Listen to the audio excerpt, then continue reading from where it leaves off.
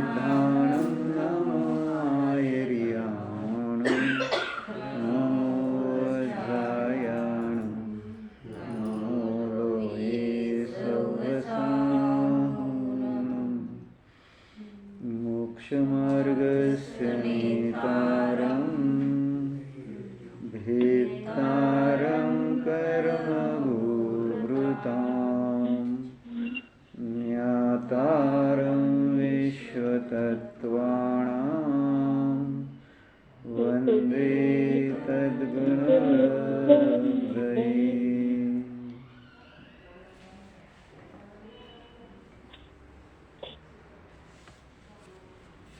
माझी पुस्तक कुठं माहीत आहे ना तुला? मी वाचतो ती. मी आणणार प्रवचन आणतीत ना लगेच 1 मिनिट गरमी म्हणतो त्याला वेळ लागेल.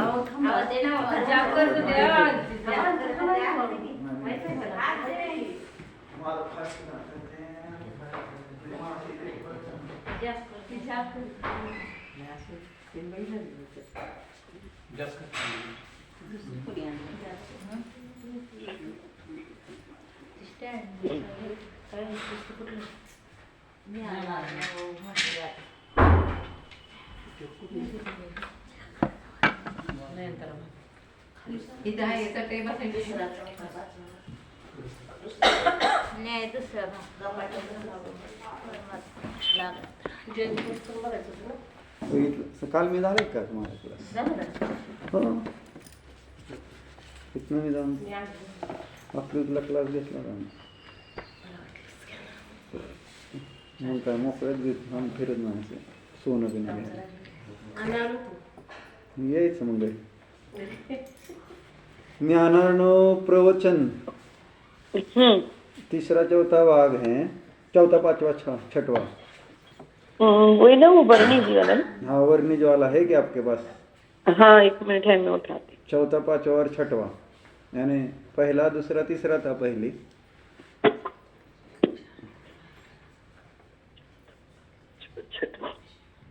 हाँ है क्या? हाँ 4था 5वां 6वां उठा रहे हैं।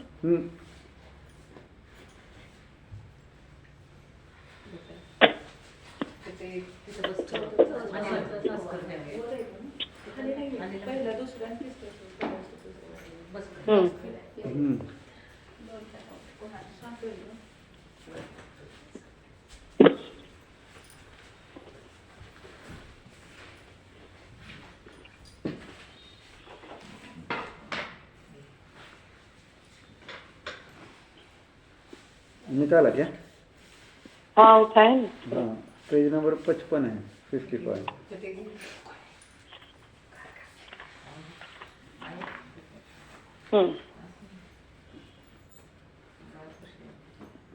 श्लोक 214। न धर्म सदृश कश्चित सर्वाभ्युदय साधकः आनंद कुंजकंदः च हितः पूज्यः शिवप्रदः। बस इसमें यानी ये जो वर्णी जी ने थोड़ा सा दिया है वो पढ़ना है मूलतः। इसमें तो एक सामान्य धर्म के समान दूसरा कोई इस प्रकार से स्वर्ग मोक्ष के अभ्युदय को सिद्ध करने वाला आनंद रूप वृक्ष की जड़ हित का कर्ता पूज्य और मोक्ष को देने वाला नहीं है। अब ये उसका जो प्रवचन है वो पढ़ रहा हूँ।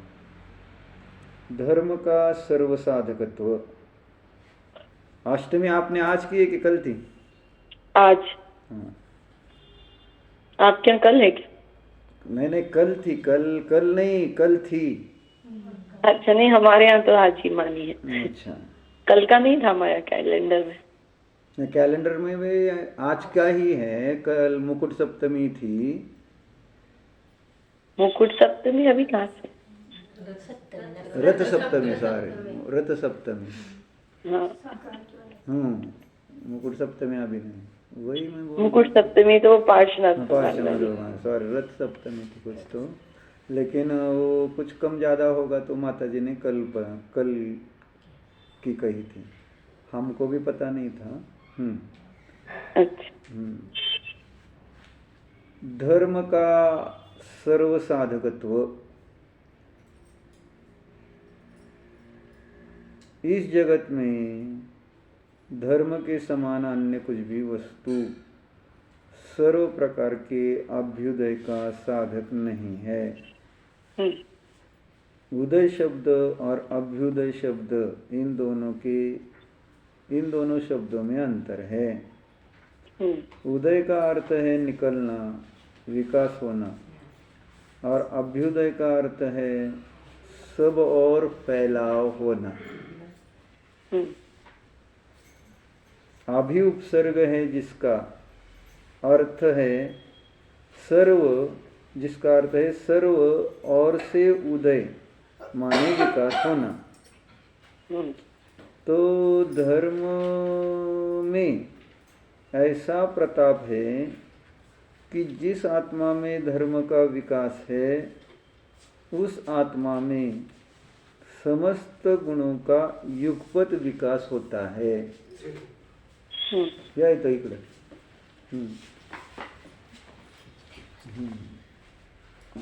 धन्यवाद।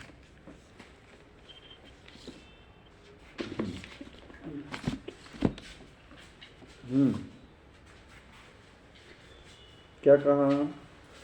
जिस आत्मा में धर्म का विकास होता है उस आत्मा में समस्त गुणों का युगपत विकास है। हाँ, भले ही किसी भेद दृष्टि में कम अधिक विकास हो,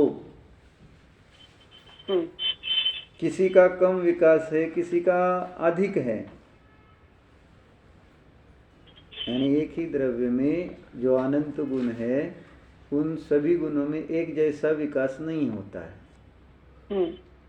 उन्होंने दिया ही आगे, जैसे भेद दृष्टि में कहा जाता है ना कि श्रद्धा गुण का विकास पहले पूर्ण होता है, ज्ञान का विकास इसके पश्चात पूर्ण होता है, और चारित्र का विकास इसके पश्चात पूर्ण होता है।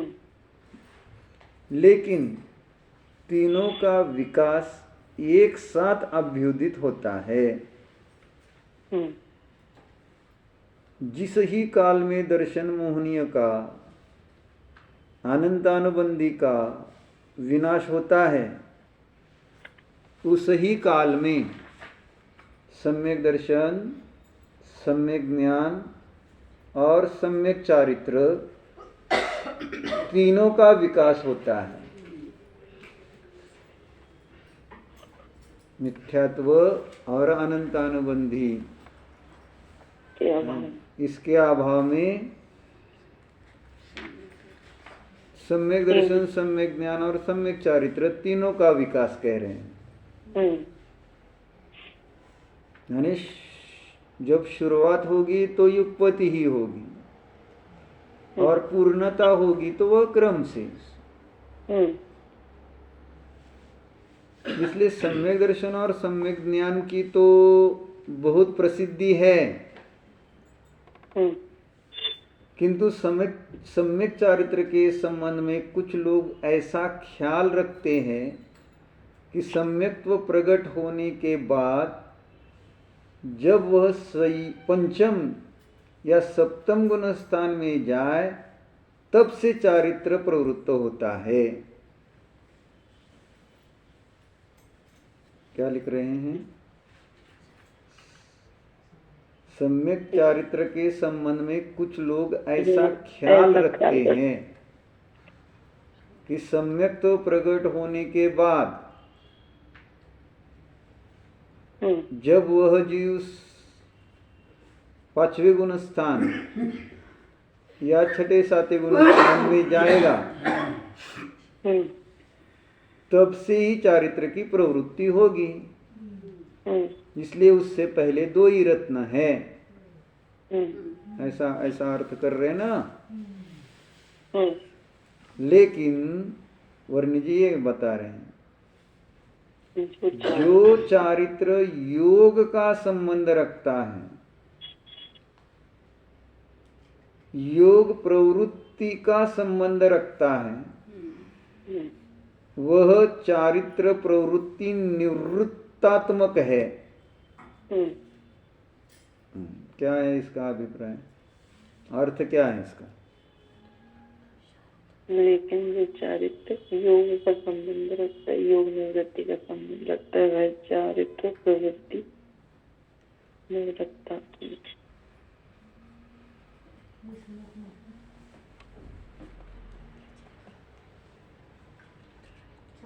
पता नहीं भैया इसका क्यों? फिर से पढ़ो, मैं वाचू का पढ़ दे।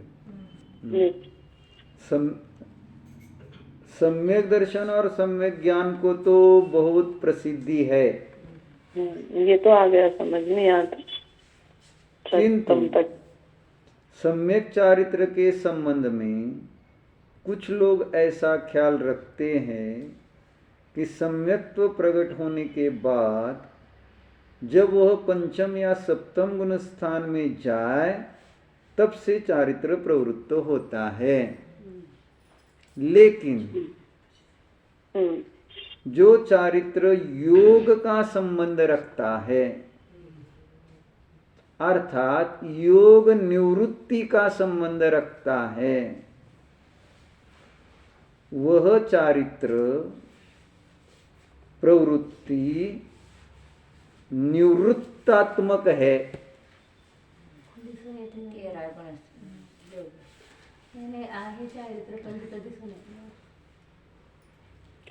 तो 5वें 7वें ये कह रहे हैं कि मिथ्यात्व अनंतानुबंधी संबंधी योग निवृत्ति होने से।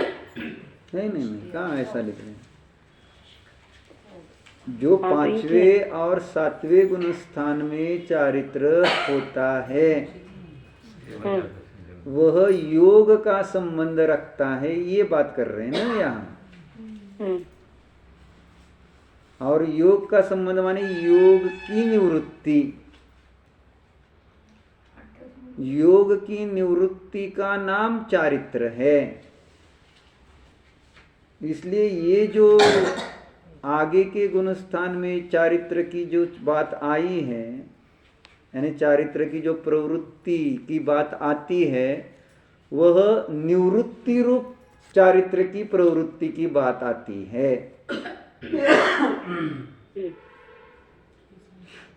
उसी को संयम कह रहे हैं, पालन करना। तेज के हम तो योग योग निवृत्ती म्हणते त्याला, म्हणजे त्याच्या निमित्त म्हणजे असंयम में ज्यादा योग है, आप ही समझो। असंयम की अपेक्षा से विचार करो तो जैसे जैसे नियम व्रत लिए जाते हैं, अनुव्रत महाव्रत, तो उससे होता क्या है, यानी उतना आश्रव ही कम होता है ना, योग ही कम होता है। आश्रव माने योग कम होता है ना। तो संयम नाम योग की निवृत्ति का कह रहे हैं यहाँ। आगे आगे के गुण स्थान में योग की निवृत्ति की अपेक्षा से चारित्र है।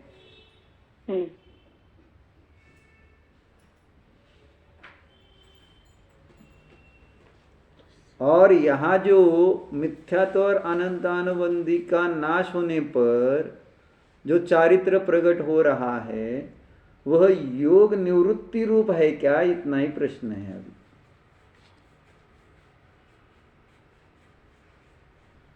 तो वर्णी जी को यहाँ यही कहना है ना कि योग की निवृत्ति वह वास्तव में चारित्र नहीं है,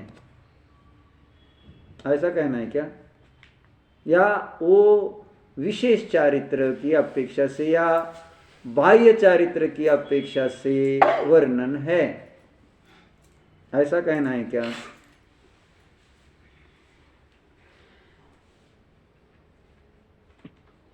फिर से पढ़ते हैं ना। लेकिन जो चारित्र योग का संबंध रखता है,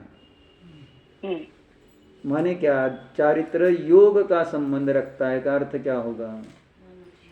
इसलिए उन्होंने स्पष्ट किया, योग का संबंध माने योग से चारित्र नहीं कह रहे, योग निवृत्ति, यानी प्रमत्त योग होता है कि नहीं, उसकी निवृत्ति हो गई कि नहीं, यानी उसके बिना चारित्र या व्रत कैसे बनेंगे? एक मिनट, हाँ, माँ को ज्वाइन करता हूँ। कोणाशी तरी बोलत हॅलो आहे. हॅलो हॅलो हा हॅलो. हा बाई पशी फोन क्लास. हा चालू झालाय. बाई पशी ठेवला का फोन? बाईला काय? तुझा फोन तिथं ठेव बाई जवळ. बर. हम्म चालू झालाय बाई. हा होय. हा ठीक आहे राहू दे आहे. तिथं. येते का हो आवाज? हो होय होय ऐकते. हम्म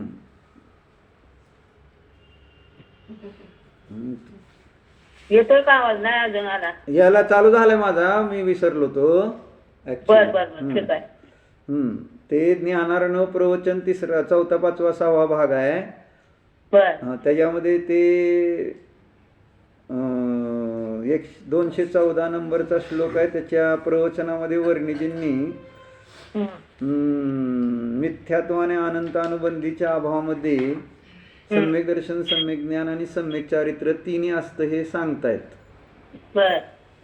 त्याच्यावरती चर्चा करताना त्यांनी सांगितलंय पुढं की सम्यक दर्शन आणि जे सम्यक ज्ञान याची तर सगळ्याला प्रसिद्धी आहेच, परंतु सम्यक चारित्र्य संबंधी काही लोकांमध्ये ही कल्पना असते की सम्यक्त्व जरी प्रगट झालं आहे ना तरी देखील चारित्र्य मात्र ते 5व्या 7व्या गुणस्थानात गेल्यानंतरच येतं. परंतु वर्णिजी म्हणतायत की ते जे 5व्या 7व्या गुणस्थानात येणारं चारित्र्य आहे ते योगाशी संबंध ठेवणारं आहे. अर्थात योगाशी संबंध म्हणजे योगाच्या निवृत्तीशी संबंध ठेवणारं आहे. आणि म्हणून असं इथं दिलं, लेकिन जो चारित्र योग का संबंध रखता है अर्थात योग निवृत्ति का संबंध रखता है वह चारित्र प्रवृत्ति निवृत्तात्मक है, ऐसा लिखा है. आता तू बोल नको. ऐक आता. सांग. तो क्या हुआ प्रणीता जी? हाँ, योग निवृत्ति का अभिप्राय यहाँ पर संयम माने क्या? संयम यानी अपना उपयोग और योग को रोकना ही है ना. योग और उपयोग को रोकने का नाम ही तो संयम है. यम उपरोधे, बुद्धि पर उपयोग जो विषय और कषायों में जाने वाला है और प्रवृत्ति उसको रोकना, उसका नाम संयम है. इसलिए यहाँ पर आचार्य वर्णिजी ये लिख रहे हैं कि जो आगे के गुणस्थान यानी 5वें से लेकर आगे जो देश व्रत या फिर 6ठे 7वें गुणस्थान से आगे जो भी है वह योग की निवृत्ति रूप चारित्र है.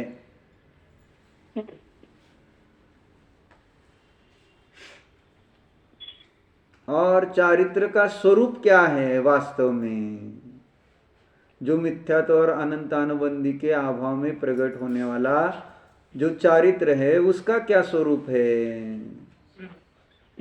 तो वो आगे के पैराग्राफ में उन्होंने खुलासा किया है, तो ये सारा सुमेल बैठ जाएगा. चारित्र ही धर्म का मूल. चारित्र का मूल स्वरूपाचरण चारित्र है. स्वरूपाचरण है असल में. चारित्र का मूल स्वरूपाचरण है और चारित्र की पूर्णता भी स्वरूपाचरण है. क्या कह रहे हैं? चारित्र का मूल स्वरूपाचरण है और चारित्र की परिपूर्णता भी स्वरूपाचरण. माने क्या? आणि मूल माने वो चौथे गुण स्थान में जो अनंतानुबंधी और मिथ्यात्व के अभाव में जो हुआ उसे मूल कह रहे हैं, और परिपूर्णता माने यथाख्यात. आप कर्म की अपेक्षा बता रहे हैं, यहाँ तो द्रव्य की अपेक्षा से बात कर रहे हैं ना वर्णी जी. तो चौथे गुण स्थान में स्वरूप के आचरण रूप चारित्र की शुरुआत है। और तब काय आने लागून बरं आहे का? डॉक्टर चिमटा काढा मधनं. तर विभाग झाले, सम्यक्त्वाचरण आणि स्वरूपाचरण. उस सम्यक्त्वाचरण को ही स्वरूपाचरण भी कहा है। और कभी सम्यक्त्व की अपेक्षा से आचरण की बात कहेंगे तो श्रद्धा की अपेक्षा से होगी, और स्वरूपाचरण कहेंगे तो चारित्र की अपेक्षा से कह सकते हैं ऐसा।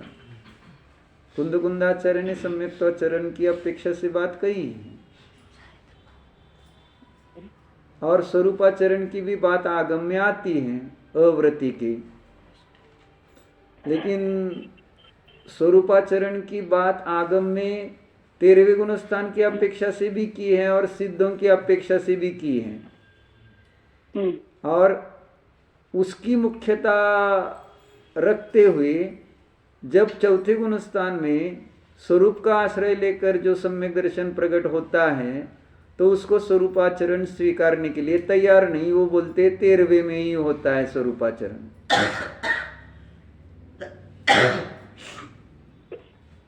ऐसी जो पूर्णता को ही स्वरूपाचरण माना जाता है, शुरुआत को स्वरूपाचरण स्वीकार नहीं कर रहे हैं आगम पक्ष में। आगम पक्ष में पूरी जो पूर्णता की विवक्षा से ही अनेक बातों की चर्चा आती है, क्योंकि उसमें एक क्लैरिटी लानी है तत्व संबंधी कि क्या होता है वहाँ, यानी वास्तव में धर्म का फल क्या है। तो वहाँ पर सारी बातें स्पष्ट होती हैं। तो स्पष्टता आने के लिए वो उसकी मुख्यता से ही कथन करते हैं आगम में। जैसे चरणान योग में भी जो कथन आता है मुनिराजों के आचरण का, तो किस प्रकार का आता है, यानी निरातिचार चारित्र का ही वर्णन आता है। यानी अतिचार वाला अनाचार वाले चारित्र की थोड़ी चर्चा चरणान योग में चलेगी। निर्दोष। हाँ, प्रयोजन क्या है, समझे कि वास्तव में किस प्रकार से आचरण होना चाहिए, वास्तव में किस प्रकार। अब बाकी अपनी शक्ति, द्रव्य, काल, भाव आदि को लेकर फिर उस चारित्र में अनेक भेद बन सकते हैं, बनते हैं। हर एक का अलग अलग है ना, अलग अलग परिणाम है, अलग अलग क्षेत्र है, अलग अलग काल है ना, भिन्न भिन्न द्रव्य है। तो उस अनुसार चारित्र में भी अंतर पड़ता है ना, इसलिए तो असंख्यात लोक प्रमाण भेद बनते हैं। तो ऐसा होने पर भी सबके लिए चारित्र का इस प्रकार से वर्णन करना शक्य नहीं है, अलग अलग इतने प्रकार का। और वैसे करने लगेंगे तो लोग प्रमादी बन सकते हैं या स्वैराचारी। चारित्र के मामले में जैसे श्वेतांबर बन गए,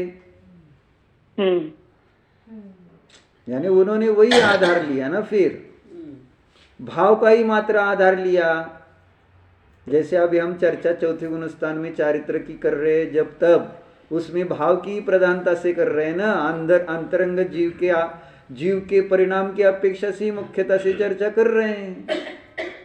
और यहाँ अपनी ये चर्चा चल रही है किसी विशिष्ट प्रयोजन से, कि सर्वथा वहां पर चारित्र होता ही नहीं ऐसा जो कह रहे हैं, उसकी विवक्षा से भाव को मुख्य करके अवृत्ति के भी चारित्र है ये सिद्ध कर रहे हैं। इसका अर्थ ये नहीं कि जो चौथे गुण स्थान वाला जो चारित्र है वो पूर्ण चारित्र होता है। यानी भाव की अपेक्षा से जो स्वरूपाचरण चारित्र चौथे में बताया जा रहा है, उसका ये अर्थ थोड़ी हुआ कि जो 13वें गुण स्थान में या सिद्ध अवस्था में जो पूर्ण चारित्र स्वरूपाचरण रूप चारित्र होता है वैसे ही चौथे में हो गया। तो अभिप्राय तो ये नहीं रहता है, लेकिन भाव की अपेक्षा से कथन किया तो ऊपर की बात को नीचे खींच कर लाए। और ऐसे ही वर्तमान में आध्यात्म भाषा वाले, आध्यात्म पक्ष वाले कर रहे हैं। ऊपर जाने उत्कृष्ट जो मुनियों की चर्चा है उसको नीचे तक लेकर आए, यानी सभी मुनियों के लिए एक ही थर्मोमीटर लगा दिया, यानी जो पूर्ण शुद्ध चारित्र जो है उसी चारित्र को सभी सहनन वालों को सभी काल में सभी क्षेत्र में सभी जीवों द्वारा करने योग्य है, उन जो जो उसका आचरण कर रहे हैं, ऐसी व्याप्ति। और इस कारण से फिर मुनिराज के देखने की दृष्टि बदल गई, और ऐसा कोई फिर दिखेगा नहीं किसी काल में भी। जो चर्चा चारित्र की शास्त्र में की है उस अनुसार कोई दिखने वाला ही नहीं है। छठे सातवें वाला मुनि, छठे सातवें में तो कोई ना कोई दोष रहने ही वाले हैं, यानी बहिरंग आचरण में क्षेत्र काल भाव द्रव्यानुसार अंतर पड़ने ही वाला है। टू द पॉइंट जैसे शास्त्र में लिखा है वैसा नहीं, इसलिए तो कोई खींचतान करके जंगल में नहीं रह रहे हैं ये कहकर फिर बोल रहे वो फिर साधु ही नहीं है, ऐसा अर्थ किया गया है ना।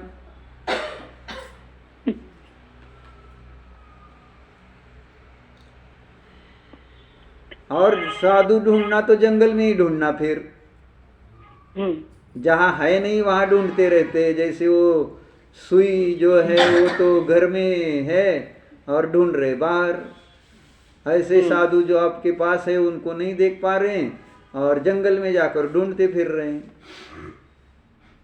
अहो साधु कहाँ होंगे, कैसे होंगे और क्या होंगे, और जिनकी पीठ पेट एक जैसी हो गई, पूरी हड्डी पसली बाहर निकल रही हुई, देह पूरी काली हो गई है, सारा पसीना मल चढ़ गया है, ऐसे आंखें अंदर ढस गई है, ऐसे कोई हो ना। ऐसा कोई व्यक्ति सामान्य भी नट भी अगर बिठा दिया जाए तो श्रमण करके दर्शन करेंगे।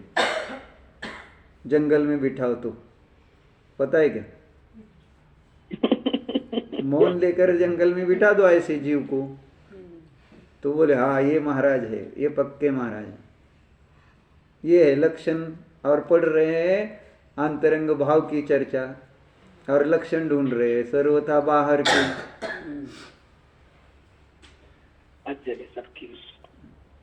यानी जो वर्णन आता है ना वो कि हिरण पत्थर समझकर या पाषाण शिला समझकर अपनी पीठ की खुजली मिटाने के लिए घिसता है,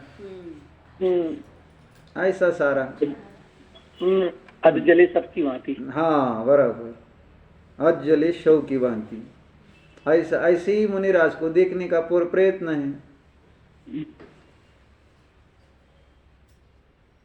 तो जो विशेष या पूर्णता या किसी विशिष्ट जीव की सहनन आदि की अपेक्षा वगैरह बात कभी कहीं पर अपवाद से है, और मुख्यतः वहाँ पर निरातिचारता की दृष्टि से सब बातें कही, तो इसका अर्थ ये नहीं कि अतिक्रम व्यतिक्रम अतिचार वाला चारित्र होता ही नहीं। यानी जो अतिक्रम व्यतिक्रम अतिचार दोष लगाएगा वो मिथ्या दृष्टि।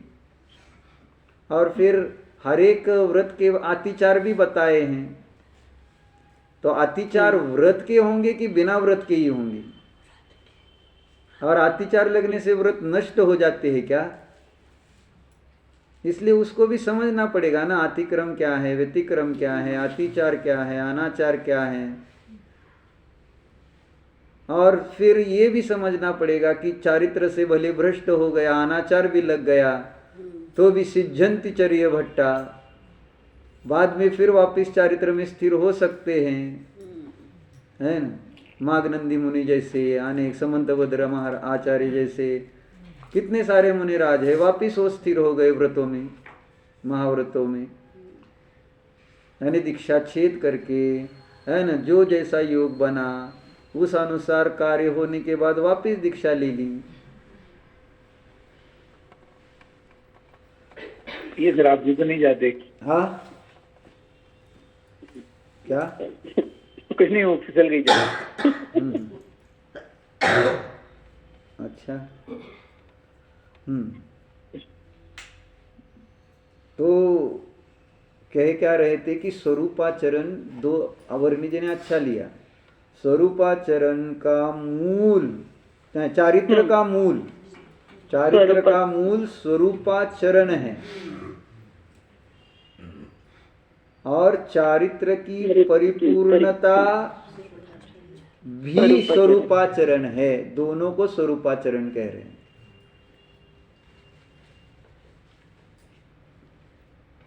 तो मूल को तो छोड़ दे और परिपूर्णता का भी पकड़े तो बिना मूल के परिपूर्णता कहां से होगी?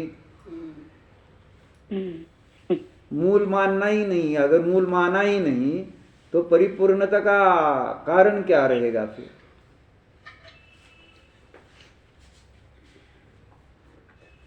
इसलिए अव्रती अवस्था में स्वरूपाचरण रूप चारित्र अनंतानुबंधी कषाय के अभाव में, है ना, आंशिक प्रकट हो जाता है। निज स्वभाव को प्रत्यक्ष प्रामाण्य सहित अनुभव करने से वहां पर स्वरूप रूप से ही आचरण हो गया है, और इसलिए स्वरूपाचरण चारित्र अवृत्ति के सिद्ध होता है। इसलिए तीनों रत्नों की सिद्धि चौथे गुणस्थान में बनती है।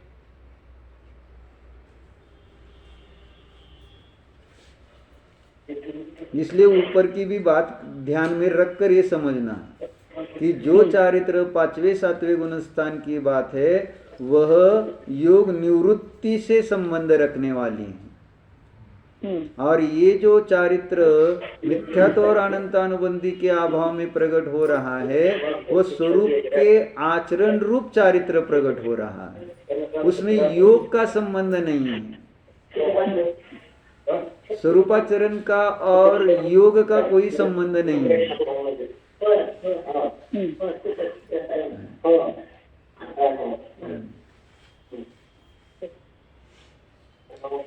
इसलिए चारित्र का मूल स्वरूपाचरण है और चारित्र की परिपूर्णता भी स्वरूपाचरण है।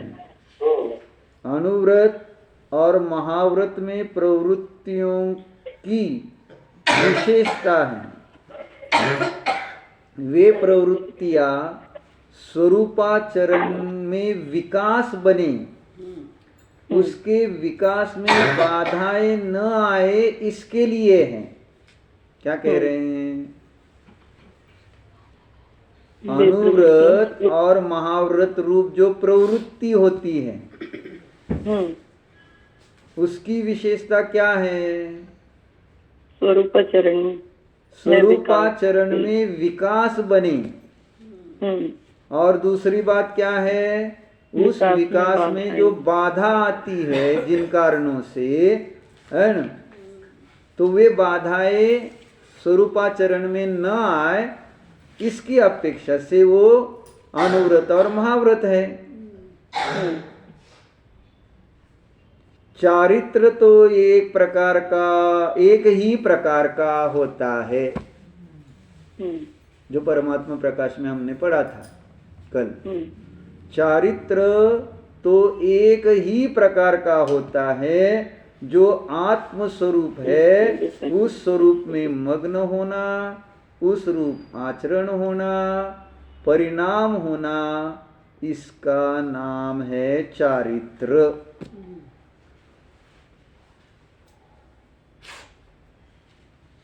अब इस स्वरूपाचरण का विकास हो और विकास होकर परमात्मा अवस्था में स्वरूपाचरण की परिपूर्णता होना, यही तो क्रम है। किंतु सम्यक्त्व जगने के साथ ही स्वरूपाचरण भी हो जाता है। ये क्या कहा?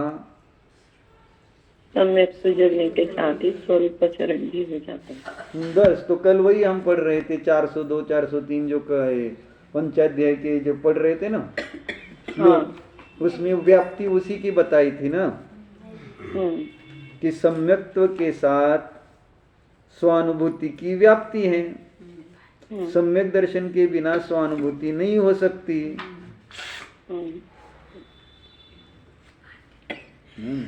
405 नंबर के श्लोक में हमने वो देखा था,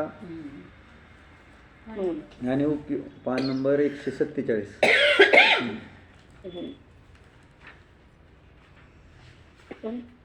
तो सम्यक्त्व और लब्धि स्वरूप ज्ञान की भी चर्चा उसके अगले श्लोक में हमने देखी थी 406 में। दाबू नका तिकडे जाऊन खोकून या बाहेर, नाहीतर त्रास होईल। सम्यक्त्व के होने पर आत्मा उपयोग वाला होता भी है और नहीं भी होता, किंतु इतना अवश्य है कि सम्यक्त्व होने पर शुद्ध आत्मा का अनुभव लब्धि रूप अवश्य रहता है। सम्यक्त्व झाल्यानंतर शुद्ध आत्म्याचा अनुभव निरंतर लब्धि रूपाने राहतो। उसके लिए आधार 407 नंबर श्लोक में दिया है कि इसका कारण यह है कि सम्यक्त्व की उत्पत्ति के समय स्वानुभूति रूप ज्ञानावरण कर्म की अवस्था पलट जाती है, अर्थात क्षयक्षम स्वयमेव नियम से हो जाता है।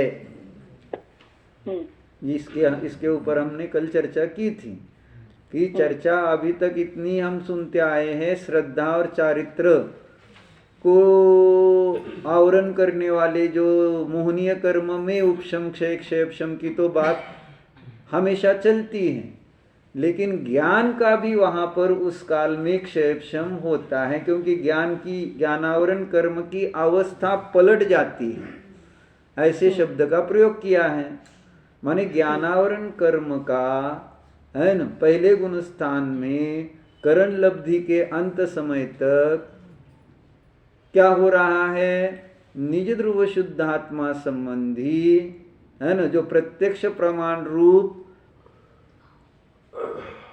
अनुभूति है या ज्ञान है, उसका उदय रहता है। यानी निज ध्रुव आत्मा को वह प्रत्यक्ष प्रामाण्य सहित नहीं अनुभव कर रहा। उदय माने क्या? अभी ऐसा कोई कह सकते हैं कि जब ये जो लब्धि 5 लब्धियों में करण लब्धि में आता है, तो करण लब्धि में कहो या शुरुआत से क्षयक्षम लब्धि से कहो, है ना, वो अपने स्वरूप के चिंतन में ही लगा है, ऐसा समझो, है ना। क्षयक्षम में अपने स्वरूप यानी क्षयक्षम लब्धि अंतर्गत अपने स्वरूप का चिंतन कर रहा है ना। तब क्षयक्षम लब्धि हुई, विशुद्धि लब्धि हुई, प्रायग लब्धि हुई, देशना लब्धि हुई, फिर प्रायग लब्धि हुई और फिर करण लब्धि। तो करण लब्धि में स्वरूप का चिंतन चल रहा है, लेकिन स्वरूप के संबंध में अभी ज्ञानावरण कर्म का क्षयक्षम नहीं हुआ है। यानी स्वरूप के बारे में जान रहा है, लेकिन स्वरूप को नहीं जान रहा है। ये अंतर पड़ता है। करण लब्धि तक भले ही या आगम के माध्यम से हम भी सब समझ रहे हैं ना, जीव के बारे में सारी चर्चा, जीव कैसे होता है, क्या होता है, और उसका कोई चिंतन भी करे, कोई बैठकर ऐसे जल्प भी करे, शुद्धोहम सिद्धोहम, लेकिन ये सारा स्वरूप के बारे में चिंतन है, स्वरूप का वहां पर अनुभव नहीं है। तो स्वरूप के बारे में जो चिंतन है उस संबंधी ज्ञानावरण का क्षयक्षम हो गया है, लेकिन जो स्वरूप संबंधी जो प्रत्यक्ष अनुभूति है उसका क्षयक्षम नहीं हुआ है। कि जो क्षयक्षम सम्यक दर्शन के साथ ही होता है स्वतः। ये यहां इस श्लोक में कहा 407 में ये स्वानुभूति रूप जो ज्ञानावरण कर्म लिख रहे हैं, ये कर्म के साथ स्वानुभूति रूप लगा रहे हैं कि स्वानुभूति ये अलग है और ज्ञानावरण कर्म अलग? अब ज्ञानावरण कर्म का कार्य क्या है? ज्ञान पे आवरण डालना। तो ज्ञान पे आवरण डालने का अर्थ क्या है? ज्ञान ना होने देना। माने किसका ज्ञान ना होने देना? आत्मा का। और किसी भी विषय का, अभी आप सामान्य चर्चा कर रहे हैं। तो ज्ञान का आवरण माने ज्ञान में ज्ञेय संबंधी अज्ञान रहना, यानी न जानना। तो ये ज्ञानावरण का कार्य है। तो स्वानुभूति भी एक ज्ञेय है ज्ञान का, है ना। स्व आत्मा जो है वह भी एक ज्ञान का ज्ञेय है। और उस ज्ञेय संबंधी, प्रत्यक्ष भी संबंधी और प्रामाण्य के संबंध में भी ज्ञानावरण कर्म का क्षेपशम नहीं है।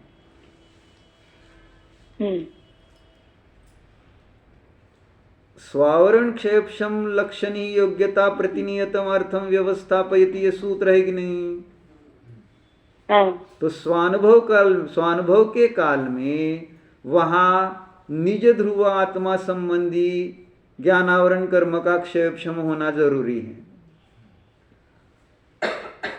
प्रमाण ज्ञान संबंधी ज्ञानावरण कर्म का क्षेपशम होना जरूरी है। प्रत्यक्ष संबंधी ज्ञानावरण कर्म का क्षेपशम होना जरूरी है। प्रामाण्य संबंधी ज्ञानावरण कर्म का क्षेपशम होना जरूरी है। तभी जाकर वहां पर स्वानुभूति रूप कार्य बनेगा, क्योंकि इनके उदय चलते आत्मा प्रमेय नहीं बनेगा, यानी ज्ञान का विषय नहीं बनेगा। प्रत्यक्ष संबंधी ज्ञान, प्रमाण संबंधी ज्ञानावरण का अगर उदय चल रहा है तो प्रमाण ज्ञान की पर्याय नहीं होगी। प्रत्यक्ष संबंधी ज्ञानावरण का उदय होगा तो भी वहां पर प्रत्यक्ष ज्ञान पर्याय नहीं होगी। और प्रामाण्य संबंधी ज्ञानावरण का उदय होगा तो भी प्रामाण्य नहीं होगा उस ज्ञान में, जो दूसरे अध्याय में स्पष्ट किया है ना महाराज जी ने, हर एक का क्षेपशम होना जरूरी है करके। ज्या समय सम्यक्त प्राप्त झालं त्या समयाची जी ऊर्जा तयार झाली ते सत्तेमध्ये पडून आहे, त्या समयाचं भेदन ते चिंतन करू शकतो ना। सविकल्पावस्थेमध्ये जरी उपयोग बाहेर गेला तर सत्तेमध्ये आहे ना त्याची ऊर्जा, त्याची कुठे चर्चा नाही चालली। इथं प्रगट करताना जे इथं शब्द आलेत ना, स्वानुभूति रूप ज्ञानावरण कर्म का क्षेपशम सम्यक्त्व के साथ हो जाता है। ये सम्यक्त्व जहाँ पर उत्पन्न होगा, यानी अनादि मिथ्या दृष्टि या सादी मिथ्या दृष्टि जब सम्यक दर्शन उत्पन्न कर रहा है, तब उस काल में सम्यक दर्शन किस कारण से, अब कर्म की भाषा में पूछो तो सम्यक दर्शन पर्याय कर्म की अपेक्षा से कैसे उत्पन्न होता है? अवृत्ति के सम्यक दर्शन उत्पन्न होने का कर्म कौन सा कारण है? व्यवहार से सम्यक दर्शन होण्यासाठी कोणतं कर्म कारण आहे?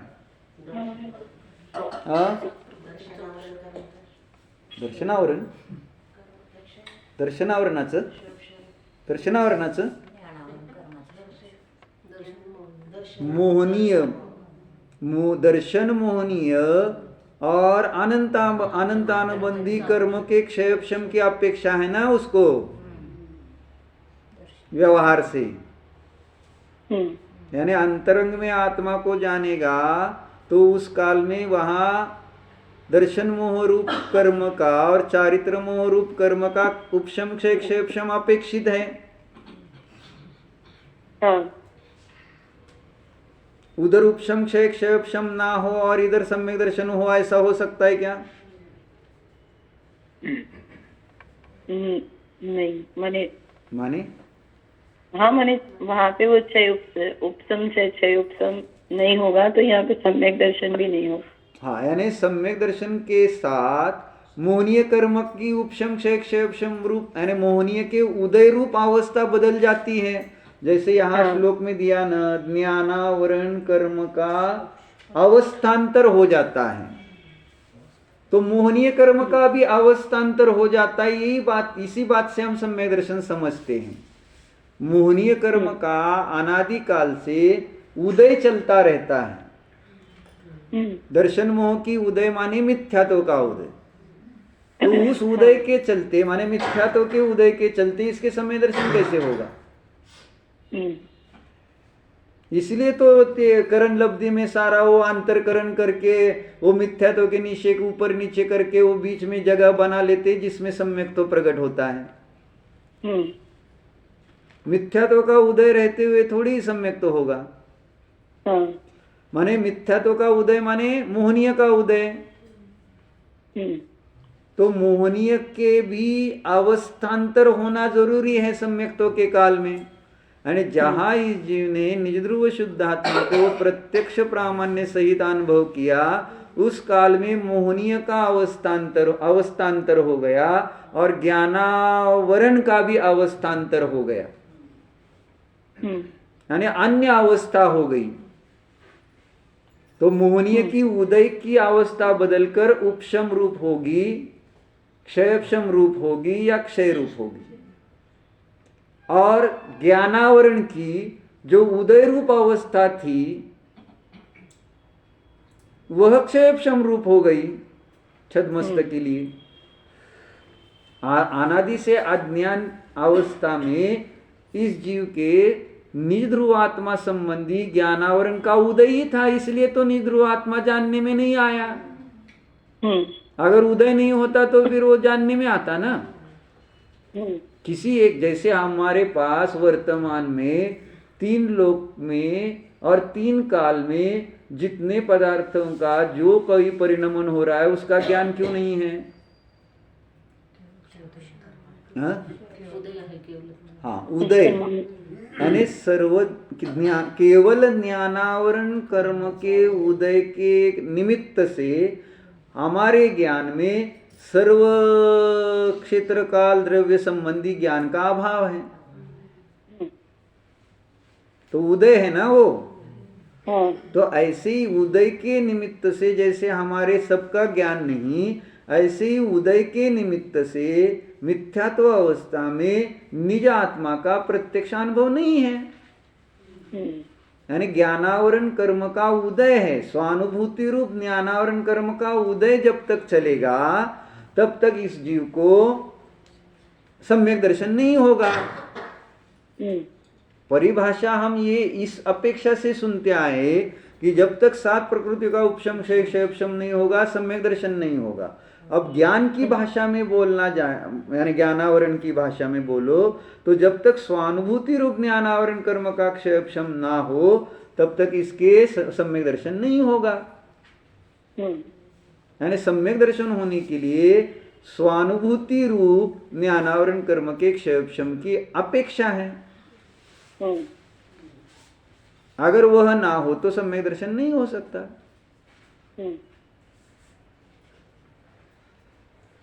इसलिए सम्यक दर्शन जहां होगा वहां उस काल में ज्ञानावरण कर्म की अवस्था बदलेगी। ये इस श्लोक में स्पष्ट करके आचार्य ये बताना चाह रहे हैं कि सम्यक दर्शन के साथ स्वानुभूति निरंतर बनी रहती है लब्धि रूप से। उसका कारण बता रहे ना, जो 406 नंबर के श्लोक में आया विषय, यानी सम्यक्त्व के होने पर आत्मा उपयोगान होता भी है और नहीं भी होता, किंतु इतना अवश्य है कि सम्यक्त्व के होने पर शुद्ध आत्मा का अनुभव लब्धि रूप अवश्य रहता है। तो इसका क्या कारण है कि सम्यक्त्व होने पर लब्ध रूप से स्वानुभव रहता है? तो इसका हेतु दिया कि ज्ञानावरण कर्म की अवस्था बदल गई होने से लब्धि रूप बना रहेगा, तो बना रहेगा, यानी सम्यक्त्व रहेगा और ज्ञानावरण कर्म का उदय चलेगा ऐसा नहीं होगा स्वानुभव संबंधी। ये शक्य नहीं है। लब्धि रूप से वो बना ही रहता है। क्योंकि क्षयक्षम हो गया है। हम्म, इसलिए हमने स्थूल उदाहरण लिया था कि जैसे आप शास्त्र स्वाध्याय कर रहे तब उस काल में भी रसोई बनाने का लब्ध रूप ज्ञान आप में बना रहता है, यानी उसका क्षयक्षम हो गया है। ऐसा जैसे सौदनी पंचेंद्रिय जीव हो गया, अब उसके वह जन्म से अंधा है, बहरा है, तो वो पंचेंद्रिय है कि नहीं, यानी पंचेंद्रिय है कि चतुरिंद्रिय है कि तीन इंद्रिय है? क्यों? अभी उसको तो देख नहीं सकते, उसके तो उदय है। उपकरण खराब है, उपकरण खराब है ये तो बाहर से, लेकिन अब उसको पंचेंद्रिय कहने का हेतु बताओ। जबकि वो उसके ज्ञानावरण संगी पंचेंद्रिय जो माने पंचेंद्रिय जो ज्ञानावरण कर्म का उदय नहीं है, ज्ञानावरण चाललंय, दो आंखों से देखना। क्या उस संबंधी उसके ज्ञानावरण कर्म का उदय नहीं है, नहीं, इसलिए उसमें लब्धि रूप माने वो तो उदय है ना, उदय है इसलिए तो रूप को नहीं देख, अंधा है ना वो, नहीं तो फिर वो रूप को देखेगा ना। नहीं, पर वो अगर भले अंधा है लेकिन उसको काला काला तो दिखाई देता ही है, तो वो काला दिख रहा है, वही वर्ण गुण है। तो फिर जो तीन इंद्रिय उनको भी काला काला दिखता होगा ना? नहीं दिखता होगा। नहीं दिखता होगा, आपको कैसे पता? नहीं दिखता होगा। और आपने कैसे जान लिया उसको काला काला दिखता है? और आपने कैसे जान लिया कि उसको काला काला दिखता है? अभी जैसे हम आंख बंद करें जैसे, हाँ, तो हमने आंख बंद कर ली इसलिए काला दिखता है, लेकिन उसने कभी प्रकाश देखा ही नहीं, तो काला और उसके लिए सफेद कुछ है ही नहीं ना। अरे मेरे दादाजी थे ना, हाँ, मेरे दादाजी बचपन से उनको कुछ नहीं दिखता था। हाँ, लेकिन उनके 10 बच्चे थे और सबको ने पाला और इतना व्यापार किया कि कोई आंख वाला भी नहीं कर सकता है। और तत्वार सूत्र 10 अध्याय, गादी पे बैठ के प्रवचन व्याख्यान करना, और उनको सब कलर्स का सबका ज्ञान था। अच्छा, हाँ, तो इस कारण क्या रहा? उनको क्षयोक्षम था, संगी पंचेंद्रिय संबंधी। भले वो बाहर से आंख से नहीं देख पा रहे हैं। हाँ, तो मुझे ये बताना था कि पंचेंद्रिय यह उसको कहना इस बन ही नहीं सकता था अगर उसकी लब्धि ना होती तो। हाँ, तो वही लब्धि रूप में। हाँ, मुझे लब्धि शब्द चाहिए था क्योंकि प्रकरण अपना लब्धि का चल रहा है। तो भले वो बाहर से अंधा क्यों ना हो, लेकिन उसके पास क्षयक्षम लब्धि पड़ी हुई है आंख के माध्यम से जानने की। अब उसने वैसा कर्म किया है कि जिसका उदय आने से उसके आंखों के द्वारा रूप का देखना नहीं बन पा रहा। लेकिन लब्धि नहीं तो फिर वो तीन इंद्रिय कहलाता ना, चक्षु से नहीं देख रहा है इसलिए। लेकिन चक्षु से नहीं दिखा, अंधा होने पर भी वो तीन इंद्रिय नहीं कहलाता है, अंधा होने पर भी वो पंचेंद्रिय ही है, बहरा होने पर भी वो पंचेंद्रिय ही है। इसका कारण है उसके क्षयक्षम लब्धि है, अन्यथा वो पंचेंद्रिय नहीं होता। तो ऐसे ही यहाँ पर भी एक बार निज ध्रुव शुद्ध आत्मा को अनुभव करता है तो उसके पास लब्धि माने क्षयक्षम हो गया है निज आत्मा संबंधी, तो वो सभी अवस्थाओं में रहेगा, यानी किसी अन्य ज्ञेय को जानते हुए रहेगा या अशुभ परिणाम के काल में भी रहेगा, शुभ परिणाम के काल में भी रहेगा, क्योंकि वो क्षयक्षम हो गया है और सम्यक्त्व के साथ उसका क्षयक्षम बना ही रहता है। जहां सम्यक्त्व नष्ट होगा उसके साथ फिर उस स्वानुभूति संबंधी ज्ञानावरण का उदय आएगा। बरोबर है ना अनिल अबून? हाँ, मी चुकीचं सांगितलं आणि तू बरोबर आहे म्हणते. काय सांगितलं? काल बराच हुरडा तुम्ही केला दिसतोय, उभारून गेली नव्हती का? मला वाटलं त्याला कंटाळले होते त्याच्यामुळे. नाही, अभिजितची मंडळी कंटाळली होती म्हणून विचारलं, तुम्ही पण कंटाळा का उभारून. चला, तो क्या हुआ?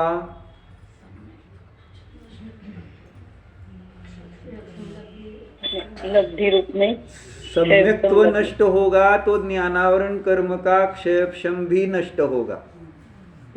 लेकिन सम्यक्त की यानी 7 प्रकृति का उपशम क्षय क्षयक्षम और ज्ञानावर स्वानुभूति रूप ज्ञानावरण क्षयक्षम ये सहचर है. तो इन सहचरों को हम नहीं जानेंगे तो फिर ये बिना स्वानुभूति के ज्ञानावरण कर्म के क्षयक्षम के सम्यक्त्व की चर्चा करते रहेंगे लोग, और करते रहते हैं और मानते रहते हैं कि स्वानुभूति ना हो तो भी सम्यक्त्व रहता है.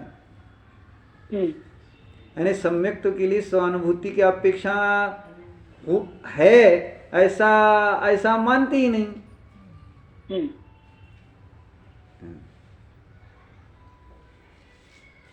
जबकि सम्यक्त्व और स्वानुभूति इनका अविनाभाव, बिना स्वानुभूति के सम्यक्त्व नहीं होता, और बिना स्वानुभूति के और सम्यक्त्व के बिना स्वानुभूति भी नहीं होती. अब उसका भी कारण बताया कि ऐसा क्यों.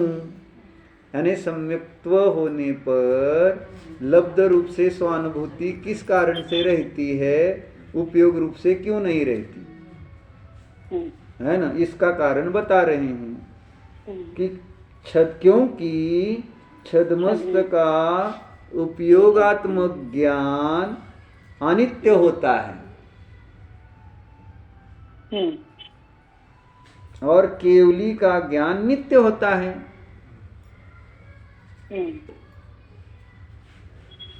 इसलिए सम्यक्त्व के साथ उपयोग रूप अनुभूति हमेशा नहीं रहती.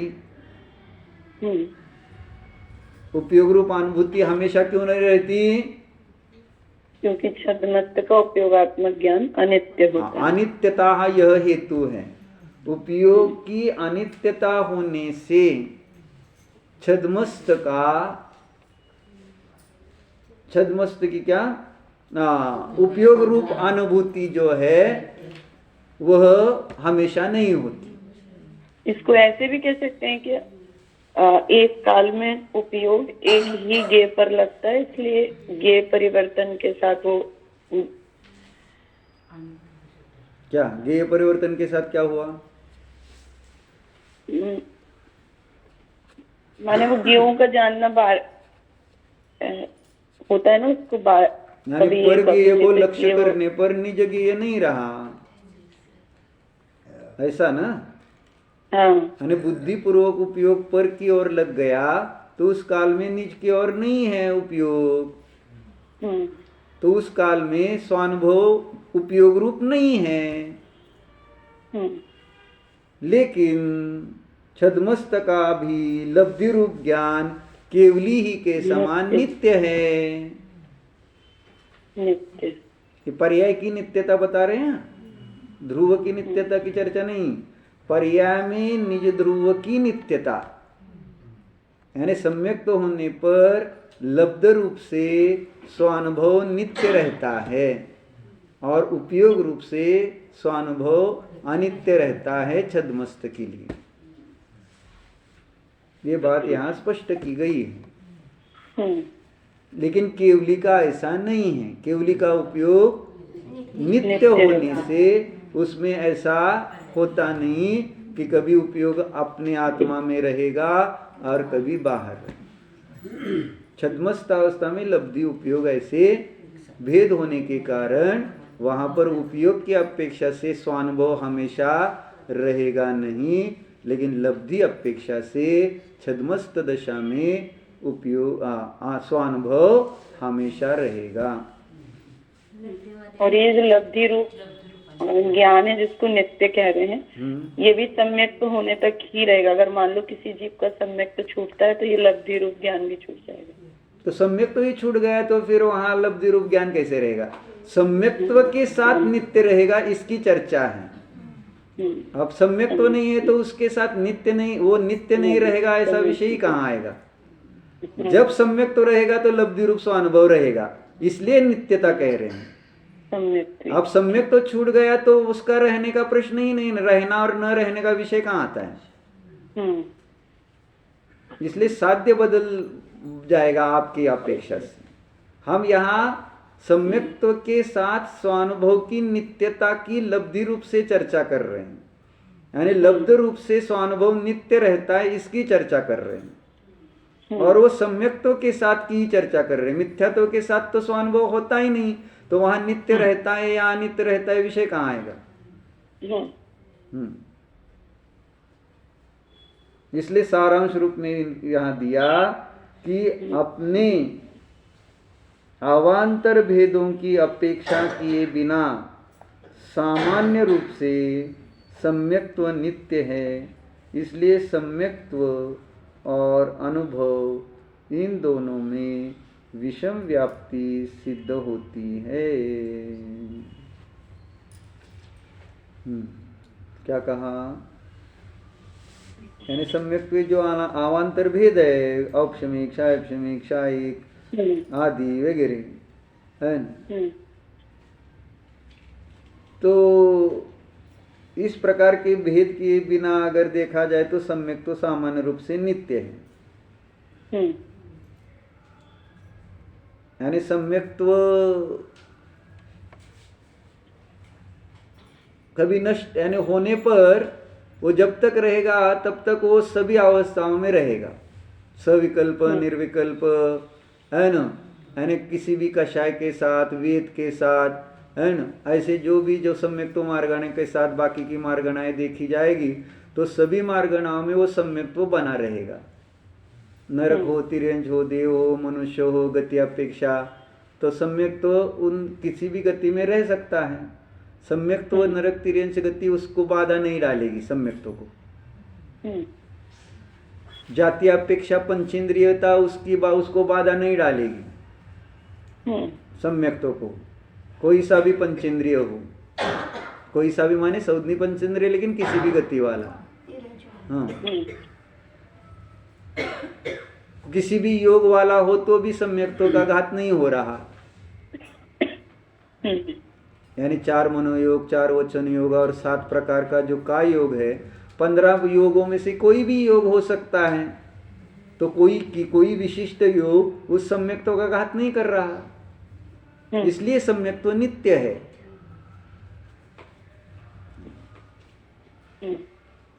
इस अपेक्षा से यहाँ सम्यक्त्व की नित्यता कही, लेकिन स्वानुभव के साथ विषम व्याप्ति बताते हुए ये कह रहे हैं कि उपयोग रूप से स्वानुभूति न होने से वहाँ विषम व्याप्ति है। ऐसा इसका भाव समझना। अब उसका आशय जो कहा वो आगे बाद में देखते हैं।